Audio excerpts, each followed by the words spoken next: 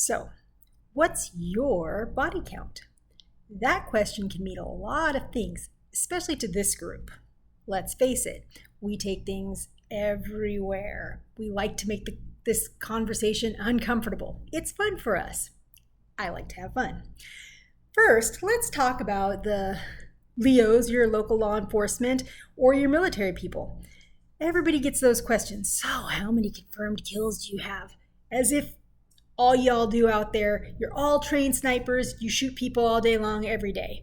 What's it feel like to kill somebody? All the questions. But the bottom line is, what's your body count?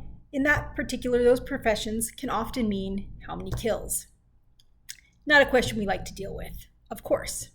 Not something we want to talk about, of course.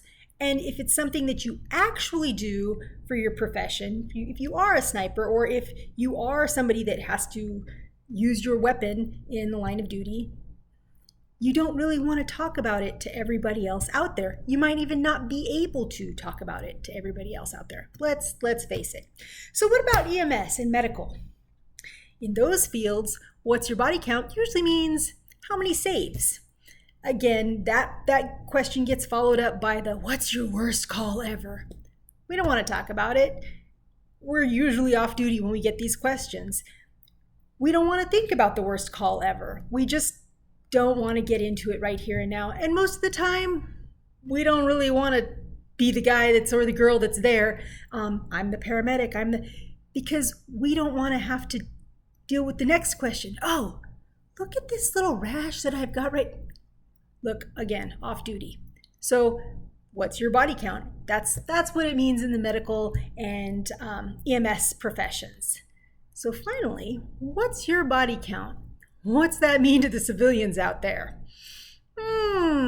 That's a whole nother story. That usually means how many partners have you had? There's some math that goes with this one. The general rule is, and maybe I'm making it up, I don't know.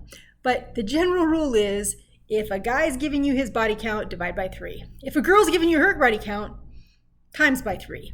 The better rule is don't ask your partner for their body count. It's just not okay, and it turns out bad every time. So I'm Dr. Dawn Holtz, and I am a performance psychologist. What does this have to do? What does body count have to do in any of these aspects with what I want to talk about? Why are we talking about this when we're talking about psychology? Well, that's a great question. I want to talk about coping mechanisms. How do those relate exactly to body count? Well, let's go back to the math here.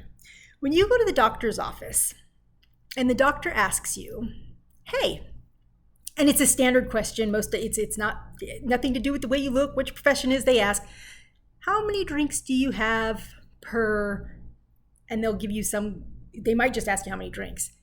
They might ask you in a month, in a day, in a week, and do you divide by 3? Do you give them the honest number? What's your math? What's your solution when you answer that question? If the answer there, if what we're saying, and they'll also ask you, do you smoke? Do you use tobacco? Any other tobacco products? Sometimes if they ask you, do you smoke, because a lot of providers still ask that question, you'll just say no because, hey, you don't smoke cigarettes, right? I've seen this happen. But you're hitting that vape over there all the time, or you're dropping the Zyn or whatever. So a lot of providers are onto us now, and they'll ask you those other questions. What other kind of nicotine or tobacco do you use? How often do you use it? So again, what's your math? What kind of math procedure do you use to get the number that you're going to give your doctor? Do you use the real number? How this relates to performance psychology? Well, if you're not using the real number, and you're working in one of these high performance fields, let's be real, you're using those things as a coping mechanism. There are positive coping mechanisms out there, and there are negative coping mechanisms out there. The alcohol and the other substances, they can be negative. I'm not saying don't do it. Listen, I like to have a good time. I like to have a drink. I don't smoke anymore, but I like to have a drink. But if you cannot answer that question honestly for your provider, then you might want to think about the possibility that you're using that particular thing as a coping mechanism. And maybe you might want to look at finding a more positive way to cope with the stress. Your jobs are stressful. I get it. And I'm not saying that you shouldn't have a drink or a smoke or a Zyn or whatever. But I am saying, let's be real with ourselves, at least with ourselves, about what our coping mechanisms are and whether they're healthy or not. If your coping mechanisms aren't the healthiest, let's talk about what you're doing for resilience so that you don't have to use those negative coping mechanisms, or you can at least use them less often. Again, you know that I always stress, hey, talk to somebody, talk about it.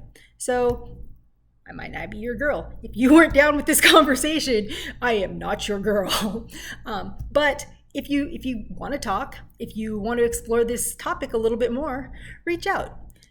Dawn at dmhperformance.info, or you can just visit my website, dmhperformance.info. I'd love to talk to you. I'm not here to tell you you're wrong. I'm here to work with you. Be healthy, take care of yourself, and take care of each other out there.